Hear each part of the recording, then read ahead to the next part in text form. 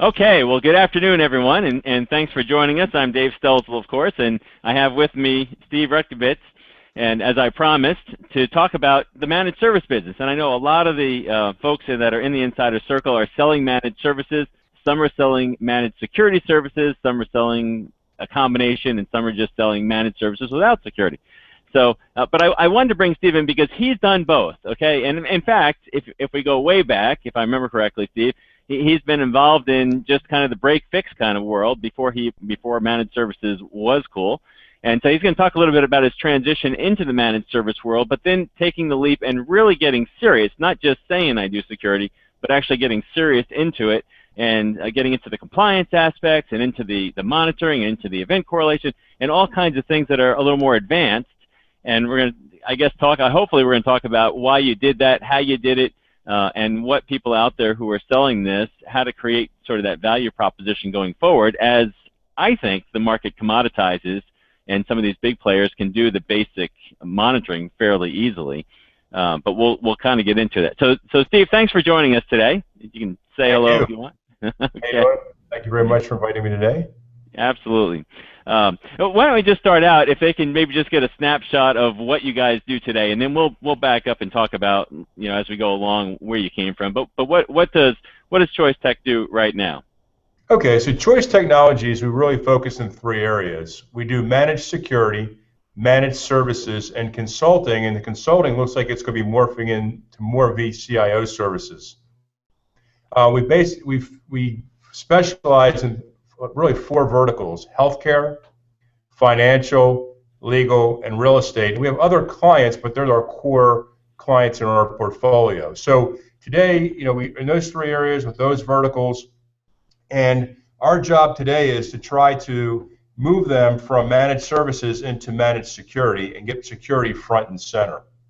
Okay, good. And I'm gonna want to get into a little bit about why. Actually, I mean, maybe you could just talk a little bit about the transition. So when you were doing managed services, can you just, I mean, that's like one of those terms that means everything out there. But what did managed services before you got into the security space? What were you guys doing? Who was your market? What did you provide?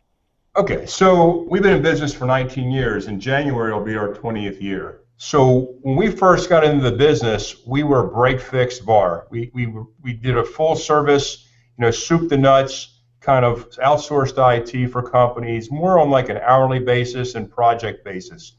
About 7 years ago, we learned about the managed services business, and it really changed our business for the better as it aligned our clients' needs with really Choice Technology needs. We were able to budget and be very proactive with our clients, and it also helped our business be able to kind of forecast where we're going and have kind of a recurring revenue stream that we could depend on. So we took everything we learned from the managed security business and parlayed it into the security business recently, and we're moving the security and compliance kind of a monthly recurring revenue from everything we learned in the managed services business. Okay, so why did you make the transition? What did you see out there where you said, we really need to get focused on security? Because I know you've gotten really focused on it. Like it's really not just a little piece. So what was it that said, hey, we got to get into this? Okay, so I would call myself a visionary, and I'm always looking 2 to 3 years down the road. And I'm, taking care of our clients today. We have about 300 clients, about 35 employees, but I'm really focusing as the CEO, and I'm looking down the road as a visionary. What's very clear to me, on the left-hand side, you have kind of competition or pure competition, and on the left side, on the right side, you have monopoly. And the closer you are to this competition, the tighter these margins get. And the closer you get on the right side to monopoly, the higher the margin. So it's very clear to me that in very short order, as things move to the cloud and things get commoditized, it's going to be tougher and tougher for us to hold our margins in the managed security space. So we had to look as a company to say, okay, what's our future? What's our future look like? So we looked in our existing customer base of 300 clients, and we said, what are these customers really asking for? A lot of them were asking for security. They were doing audits. They were worried about compliance, especially in the healthcare and the financial. And about 2 years ago, we said, we think this is the emerging field to be in, and security is going to keep evolving, and it's so important to provide great service around security to keep our clients up and running all the time. So we developed a program around security and compliance that the majority of our clients can actually implement. I mean, some want it more than others, but probably 90% of our clients, of our 300 clients, could use a good managed security service. So that's why we actually got into the marketplace. Okay. Now, one of the things I wanted to mention here, and in fact, I'm going to bring up a little offer here because I've been working on this this Vendor to Advisor. Everybody knows I have the Vendor to Advisor book. I think everybody out there has one of these already because I send them out to people in the insider circle. But I also wanted to put together a program to help salespeople make that transition to move away from just point product selling and really get into more of the consultative aspect. And I've been doing these workshops, on the Vendor to Advisor stuff. Well, I put together this kind of coaching program, which is all online, and it's got everything recorded so that people can kind of go through this program. So I'm just going to pop that up there. And what I'm doing, just for the insider circle people, I have decreased the price from $147 down to $57. So right, just for a limited time, I think until like the end of next week, it'll just be $57 per month for 6 months, and it's just 6 months long, and you go through it and you get everything you need to become a consultant, basically. But I mention that because, Steve, I want to ask you, how did you get your salespeople going from break fix to being able to talk security and risk and compliance? How'd you do that? Well, it wasn't easy. It took us almost a year and a half to do that. When you look at security, most of our clients really had a Security 1.0 framework. They have virus protection, they may have malware, they have a firewall, but they're really at a Security 1.0 level. So security is more or less layers. You have to keep layering on security, and everything right now is protection. And moving that from protection and adding those layers as we're moving clients into detection, that's really the next phase. So understanding security and where it's going is really the first step of kind of understanding. Selling security is totally different than selling managed services. When people are asking for a server, you're kind of filling an order and kind of solving a solution. When we're selling security, we're actually going to the market and we're creating a need. And the way we're doing is we're actually using your program. And it's really helped us immensely because we are now proactive. We know the right things to say. We were used to selling technology, and really we're talking about assets and what they're trying to protect, and we're moving more to the asset owners. So it's more of a business conversation than it is a technology conversation, and I think that's been the biggest help for us, moving forward in the security sector. So when you look at it, I see a lot of resellers don't seem to be doing the kind of security you're doing. Can you sort of differentiate between what do you say security is? By the way, I think but we have people in this group that are selling very high-end security stuff into mammoth accounts like major banks and stuff. But then we also have a lot of resellers that are trying to sell into the SMB market, and I think that's the place where they're maybe struggling in what is security, what level of security can you sell into those smaller accounts? Can you just sort of, what is security? Security. So as you basically move into the security space, it's very, very clear that it's not one solution. It's a bundled solution. And because it's a bundled solution, no one's really mastered it. So it isn't like a server that HP delivers and it's an all-in-one unit. Security is bundled. It can be virus, it can be a SIM, it can be malware detection, firewalls. We're now doing encrypted texting. We're doing web filtering. Once you do your risk assessment, which we'll talk about a little bit, once you understand risk assessment, each client has kind of a custom solution. And providing that custom solution to the client is going to be different and unique every single time. So it's really around a bundle. And that's why I think managed services providers and VARs are so primed to be good in the security space because we're experts at integration and tying these things together. So what I see as a lot of people have security on their websites and they dabble in it, but they don't really have a structured approach to providing security from A to Z. And that's what we kind of put together, and we're actually providing that to the reseller community now as a structured solution, which is called Assess, Address, and Maintain. And it's kind of a soup to nuts, full service solution. So you're and you have your own SOC, right? Yeah. Like you're not just Our white labeling. Okay, monitoring. you've made the investment. You've built the stuff. So is this an upsell for you, or is this a door opener, or is it both? Well, it's both. So what we found is within our customer base, the 300, security, we're the trusted advisor, and we go out and we provide a really good service, and we have a very good relationship with our clients.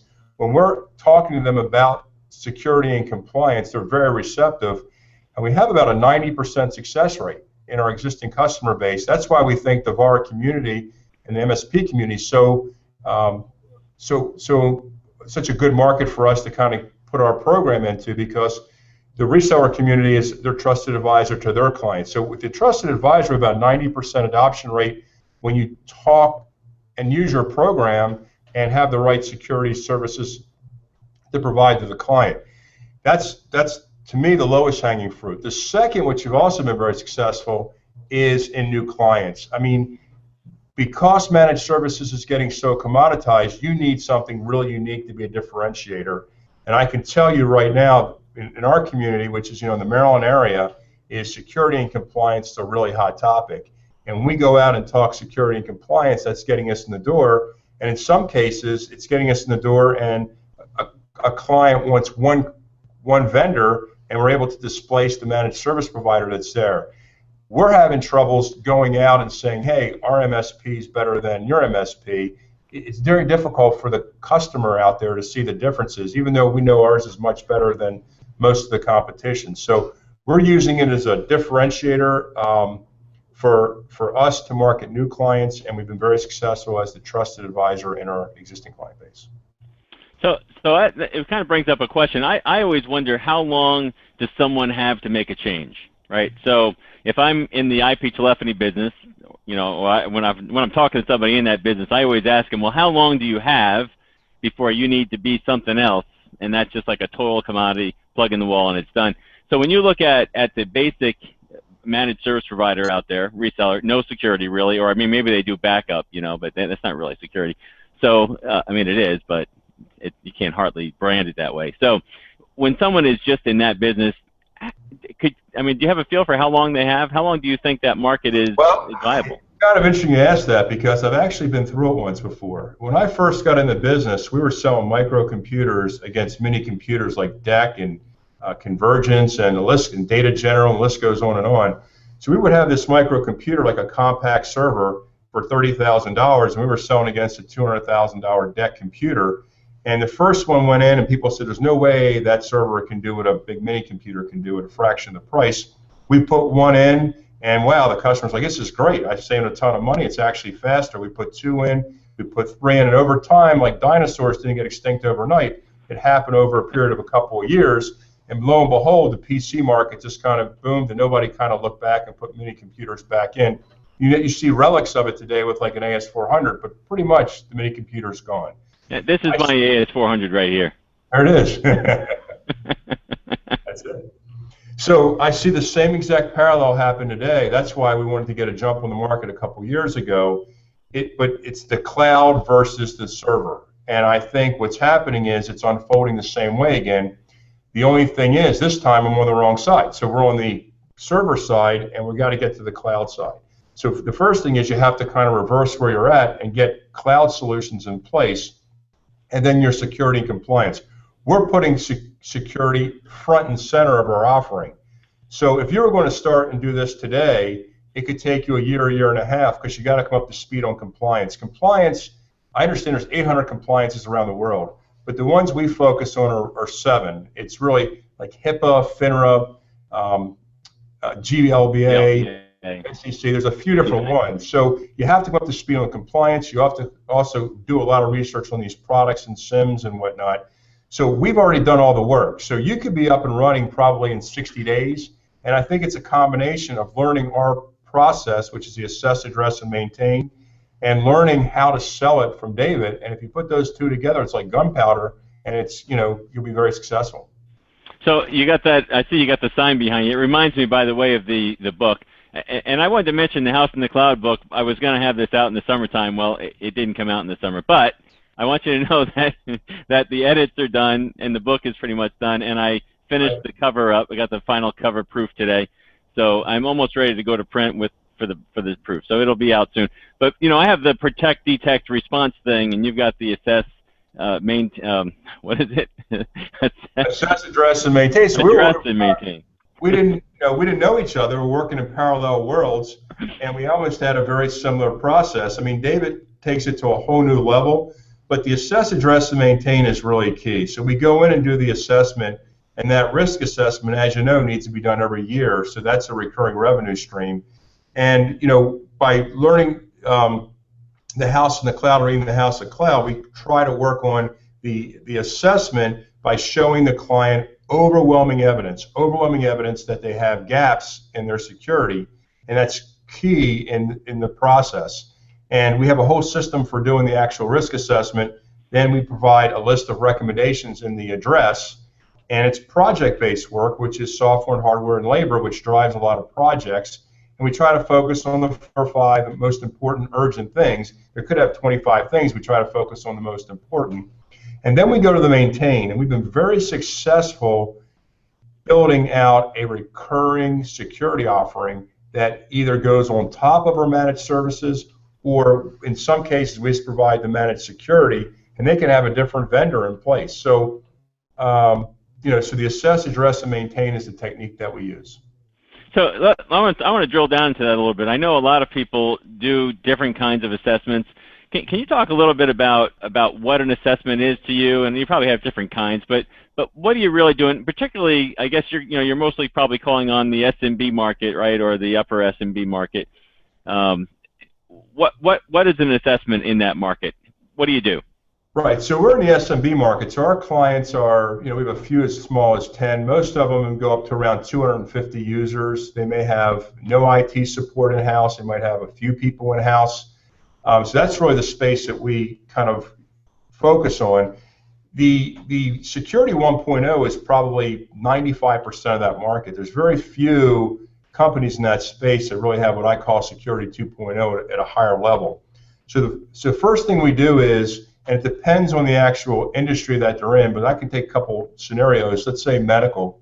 If it's a medical practice, they know about HIPAA, they know about high tech. They're really getting a lot of information just in their whole community and the associations about having to be compliant. So we have a program for medical that is 3 pieces. The first thing is it's a penetration test. It's an active penetration test. We're kind of simulating a break-in. Then we have an internal risk assessment where we actually have some scanning tools to look at patches and Active Directory and how passwords are set up. So we're looking internally, and we can usually see a lot of gaps in the internal network. We're also looking at the physical things, like do they have a sprinkler head over their server? Do they have locks in the door? So some of the things aren't as so much technology, but it could affect or produce downtime for them for compliance. So once we do the external scan, the internal scan, then if they do have a compliance, we have a questionnaire that we have a couple of different programs that we use that the client, we actually walk them through it, and we can, for HIPAA, it's 176 questions. It helps them identify the gaps, and then it gives them policy. So once we get all that information, we provide them with an executive summary, and that executive summary has kind of the list of recommendations, and then we can go to the address portion. All right, so let's not leave the assess yet, though. So how willing are the higher level people in those SMB businesses to sit down and go through that questionnaire process? Is that easy? Is that hard for them to do? So it depends on the client, it depends on the size, and it depends how they're structured. So, we are going through a process now, actually with you, and understanding whether the assessment is fee or it's free. And I think, we're getting much better at that. In some cases, the client is asking us for it because they know they have to have it in order to get meaningful use, which is the reimbursement in the medical space for the EMR. They have to have these risk assessments, and they have to have them every time they meet, like stage 1, stage 2, stage 3. So sometimes they're asking us for them.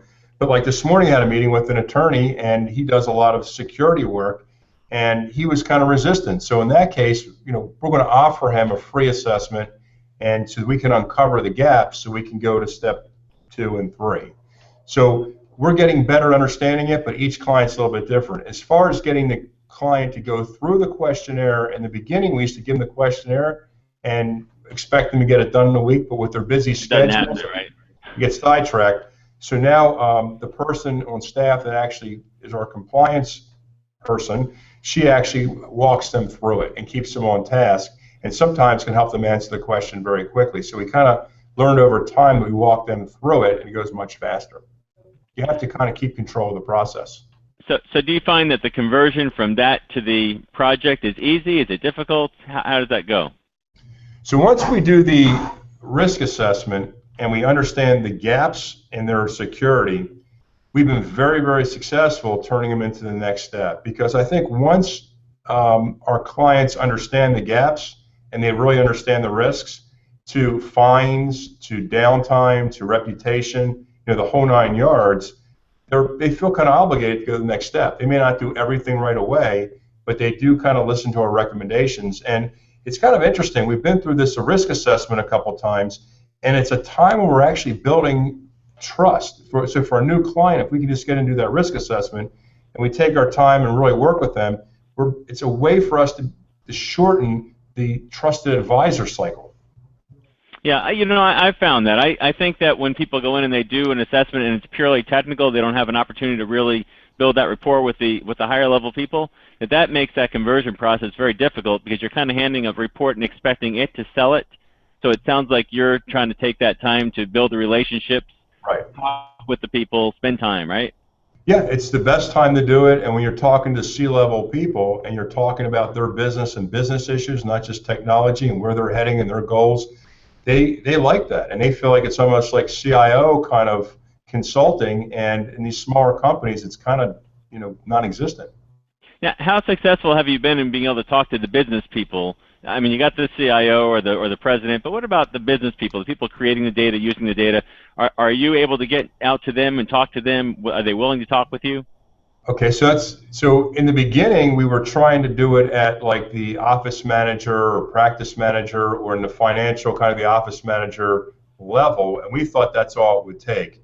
But today we try to not let them do the selling for us, and we try to get into these meetings. So it's a partner meeting with the financial wealth managers. It's a meeting tomorrow with an accounting firm. It's with the partners. If it's medical, we try to get the doctors involved, because everybody's got to have the buy-in. And it's worth that extra step, because if you miss one in the mix, they can nix the next step, and then they're back to Security 1.0. So it's worth a little extra time to get everybody's buy-in. Yeah, I know Steve's read this book, but I just want to throw it up for everybody else here, The Challenger's Tale. This is a good book. Now, I got to say, I disagree with Matthew Dixon on one thing, and that is that he's not talking about solution selling, because I think he is. I think he's talking about the same stuff Michael Bosworth wrote about in 1995 in his book, Solution Selling. The difference is Michael Bosworth is going through this 9-box matrix where he's starting out with these open-ended questions like what keeps you up at night, sort of. Whereas Dixon is saying, well, let's go in and let's educate him on something very specific. But then he says, let's get out into the business area and begin to ask questions and understand.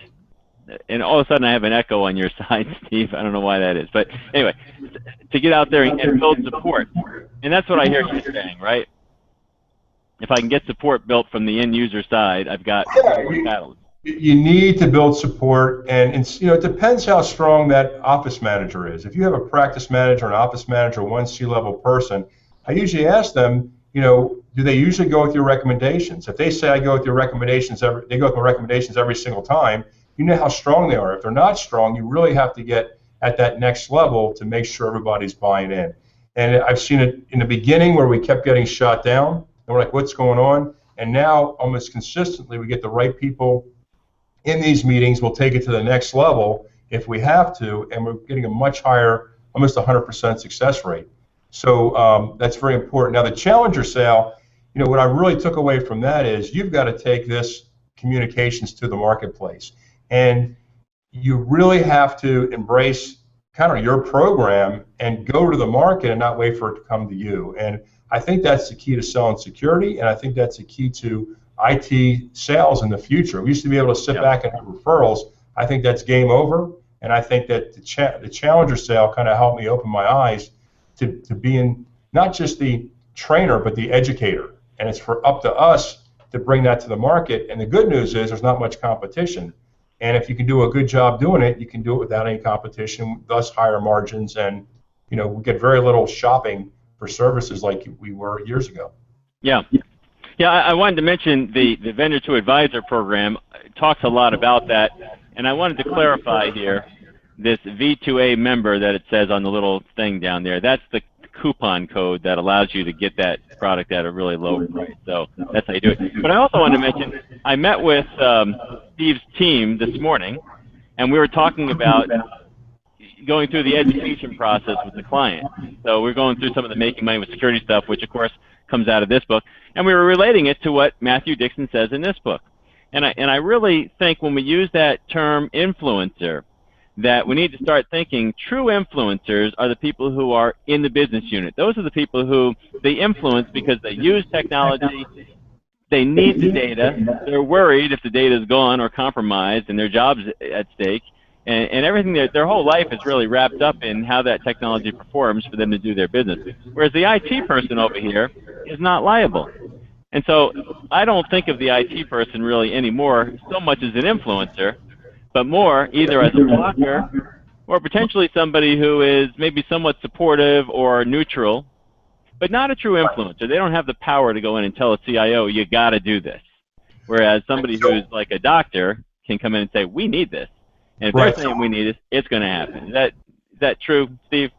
Yeah, I think that you got to get buy-in from everybody, and you have to sell to the IT staff a little different than you sell to the C-level executives. But I think the common theme that we've been very successful really promoting is protection to detection. These small to medium-sized businesses have absolutely no detection at all, and that's really what we're bringing to the market is an affordable SIM solution that can detect. So we spent a year and a half developing a SIM solution that has a cloud component, has a small appliance that just drops off at the client's. You can just plug into the client, and it's a complete solution that's super affordable. So by having the right solutions, we're getting the buy-in from the IT departments, we're getting buy-in from the C-level or whomever by really driving home, really what you're teaching is the detection. If something does happen, we can do the remediation as well. Yeah. Can you, I want to drill down to that a little bit more. When you say detection, because I write a lot about that, obviously, in my book, you got to move away from protection. Anybody can get in. You got to be able to detect. So you mentioned you've got a SIM solution. So I want to reiterate that so everybody understands that.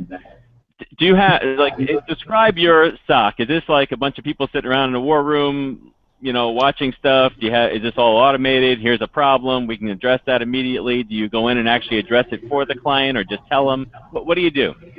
All right. Well, first I'll explain how it works, and I can tell you what we do. So we have been very successful after we're doing our risk assessment is making a recommendation for the SIM, because once the protection's in different layers, then we put the SIM in, and it actually collects the logs. And what happens is there's thousands of logs that are coming in from servers, firewalls, workstations, WAPs. The list goes on, and we're collecting these logs in kind of in a funnel, and then we're running rules against it. HIPAA rules, PCI rules, and the list goes on. So it's whittling down these alerts to just a few.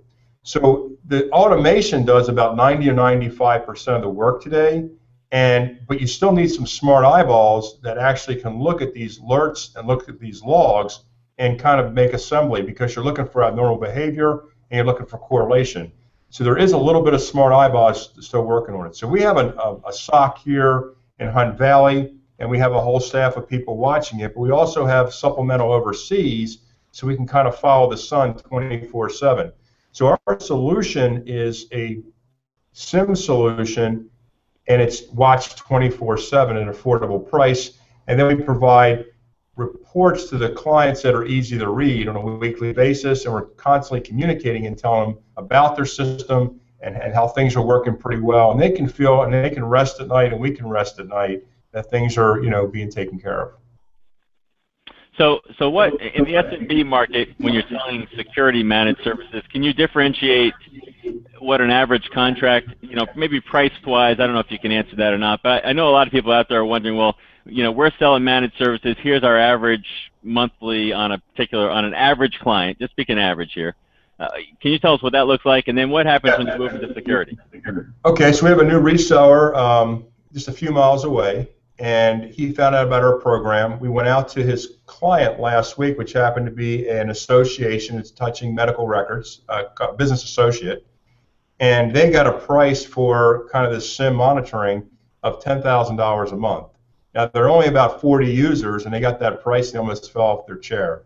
So we went in last week with a proposal, and actually I went out there with them to show them how to actually sell it and do the presentation.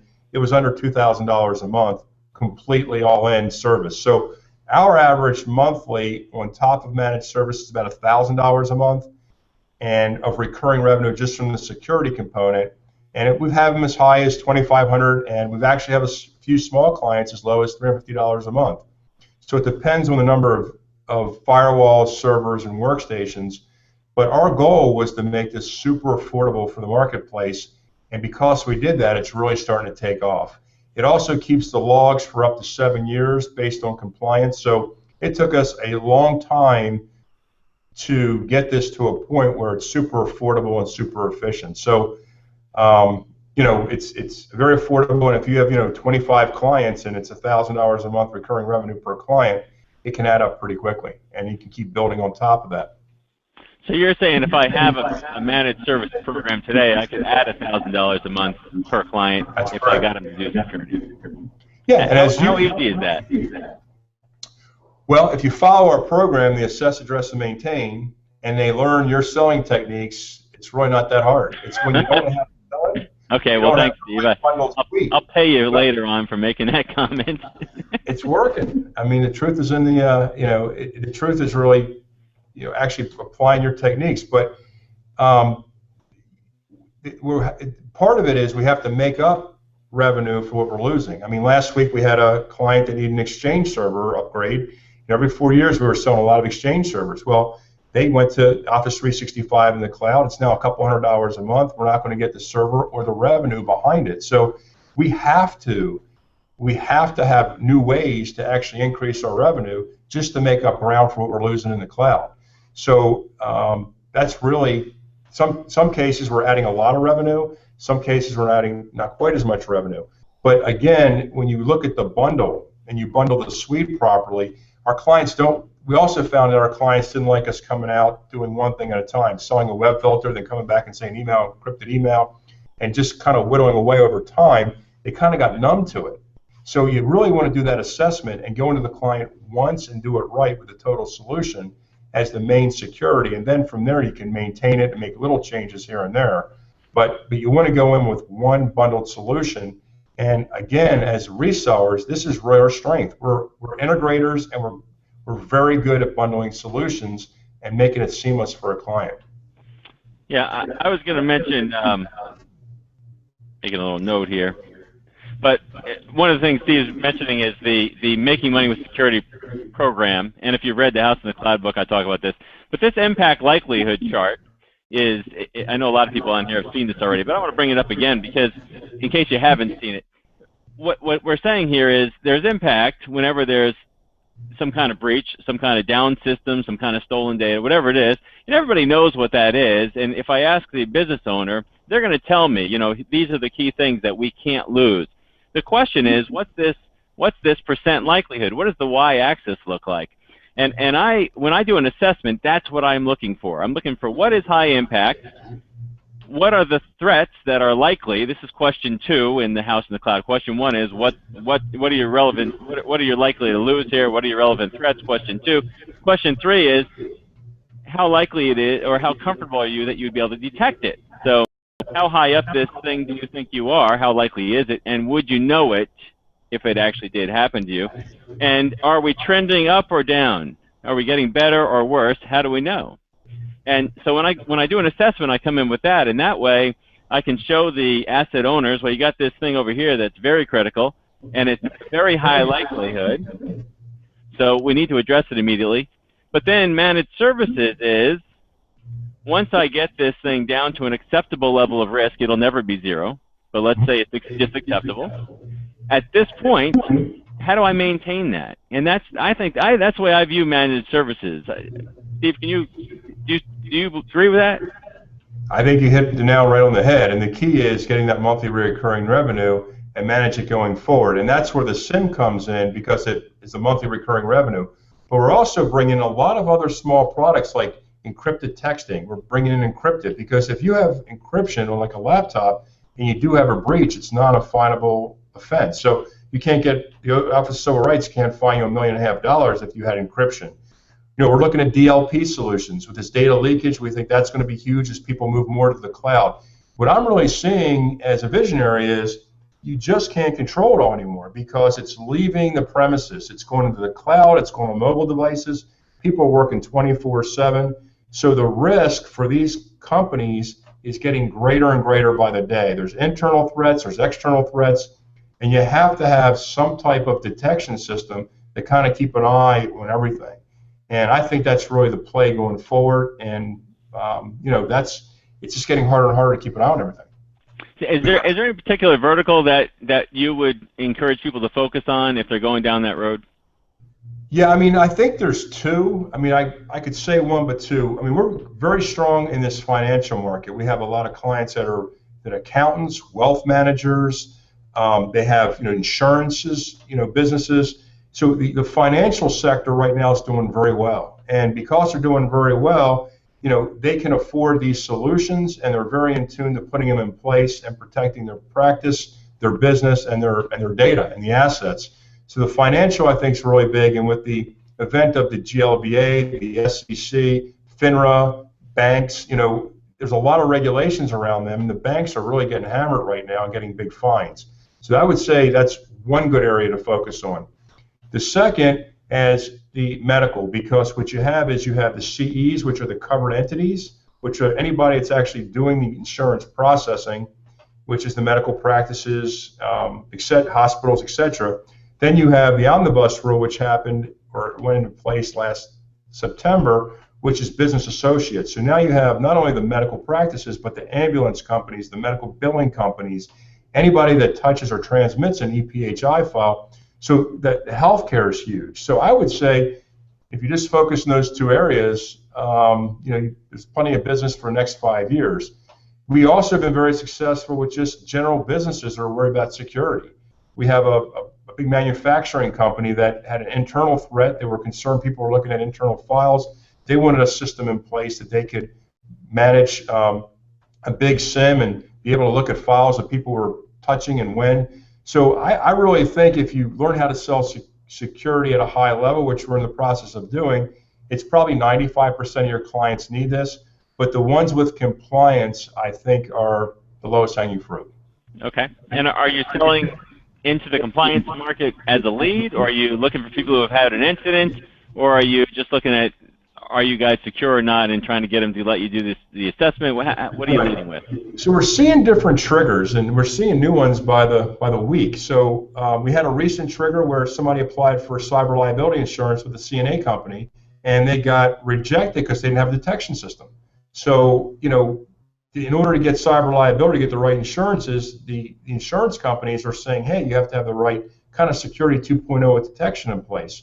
We had a bank in the Midwest from a reseller who recently filed an audit, and they needed a detection system on the firewall. So they called us, we put the SIM in. So it's post-audit and pre-audit situations. Some of these vendors are asking for risk assessments and security 2.0 in order to do business with you. So it's becoming a vendor situation. But the place I like to sell security the most is bundle. And just like cars, as you like in the house in the cloud, cars in the 1970s, I think you had, didn't have seat belts. Today, when you buy a car, it has a seat belt, it's got airbags, anti-lock brakes, it's got every security feature in the world. I really think that's the trend going forward, that if you bundle security into your offering when they're moving to the cloud, when they're doing an upgrade, that's the best time to do it, because it's going to roll right in, and it helps you with your margins and product differentiation. Yeah, I totally agree with that. One of the things I know people out there want to be able to build some of this stuff, but I see it's a big investment, right? You guys have, I guess you put a huge investment out there, right? Yeah, we applied for a tax credit from last year, and I couldn't believe how much money we have into it. But it's a very, very sizable chunk, and at the time, it's like, whoa, it keeps getting bigger and bigger, but now we're glad we did it because now we're starting to really reap the benefits from it. Sure. So one of the reasons I wanted you to come on here is because I know that you also sell through the channel. Right. Can you talk a little bit about that? Because I know there are resellers in this group that don't have a security offering, and to get one, they're not going to go build one. But is there a way for them to resell what you do and make money doing it? Yeah. So we put together a channel program and a partnership channel program, and really I try to look at all the partnership programs we've had over the last 19 years and the ones that are working and the ones that didn't work so well, and we try to take the best from all those programs. So we came up with two programs. Program number one is a referral program, and we understand that some of the resellers out there are focused in certain verticals or in certain markets, and they're big, or they're very busy, and they may not have a whole lot of employees, and they're just super busy and don't have a lot of time to focus on this.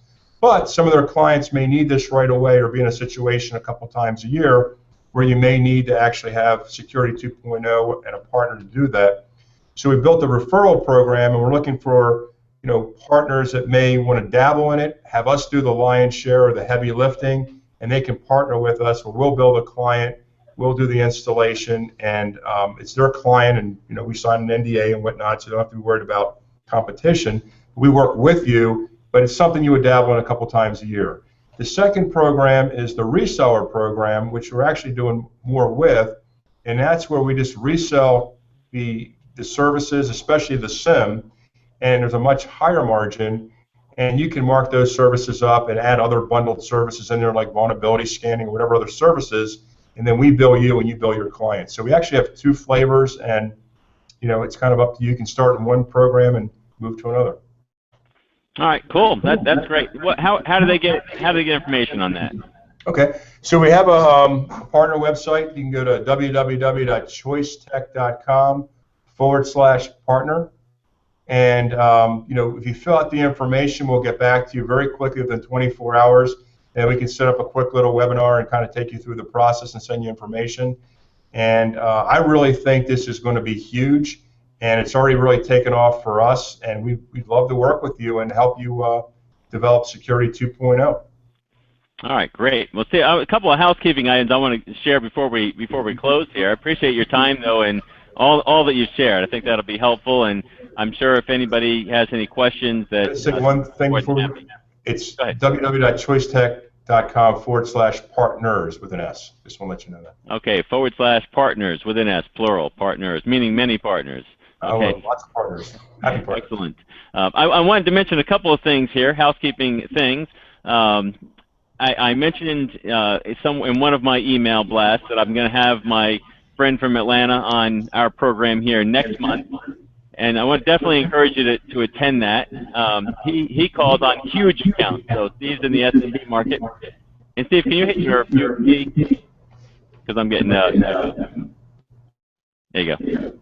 Nope. Okay. Mute. There you go. Okay, good. He calls on huge accounts. Okay, and in fact, I tell a couple of stories about him in this book. So you might remember if you've read this book, you might remember the deal where he goes in and he works in the paint store, and he closes a deal that is millions and millions and millions of dollars. He also does one with a fast food restaurant. Anyway, he works for Salesforce.com. And he's going to be here, and he's going to talk about a completely different approach to how he sells and why he sells huge deals like that.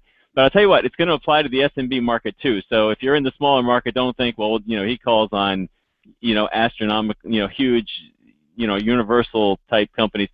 It's going to apply in every market because what he's doing is unique. It's something I don't hear from a lot of salespeople. But he loves it, and just to get you thinking about it, one of the things he recently said to me is, I am sick of calling on IT people, and I'm not doing it anymore, okay? But this guy, he does very, very well, and so I'm excited. I'm going to get a date out to you. He and I are bouncing around some dates right now to get that thing figured out, and then after that, I just want to throw this out there. We don't have even a date, but we're talking about it. I got a guy that's going to come in, and he's going to talk about building an intelligence profile for a company on their security risk. So if you've ever seen the show Criminal Minds on television where the FBI comes in and builds the profile on the mass murder and stuff, well, this guy specializes in building profiles on hackers and looking at companies from a hacker perspective. and he's got some really cool stories and stuff that he does, and I think you'll learn from him some ways that you could be talking to your clients that is really, really cool. So again, I want to point you to the Vendor to Advisor program. Again, this is just an introductory rate. I think you'll really love this program. It's built out in a way that is phenomenal, and it's kind of like being in a very intense coaching program like Peak Performers without paying for it. If you're in Peak Performers, by the way, it's free.